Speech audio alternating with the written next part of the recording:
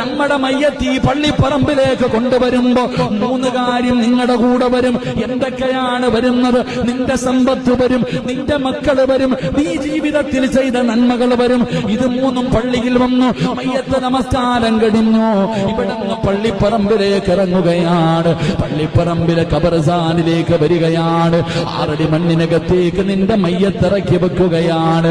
ഖബറിന്റെ അകത്തേക്ക് നിന്റെ മയ്യത്തിറക്കി വെച്ച് പടച്ചവനെ ഒരു പിടി മണ്ണ് വാരുന്നു, ഒരു പിടി മണ്ണ് വാരി വെച്ചു. ഇന്നുവരെ സമ്പാദിച്ചത് മുഴുവനും അവിടെ വരെ വന്നിട്ട് തീരുകയാണ്. അന്ന് പള്ളിപ്പറമ്പിൽ നിന്നെല്ലാവരും മടങ്ങിപ്പോകും. നിന്റെ മക്കള് പോകുമല്ലോ, സമ്പാദിച്ചു വെച്ച സമ്പാദ്യം തിരിച്ചു പോകുമല്ലോ. പക്ഷേ പള്ളിപ്പറമ്പിലെ ഖബറിന്റെ അകത്ത് നിന്റെ കൂടാകെ വരുന്നത് എന്തെന്നറിയുമോ? നീ നിന്റെ ജീവിതത്തിൽ ചെയ്തു വെച്ച നന്മയാ. അതായേ കാണൂ. അതേ നിന്റെ പള്ളി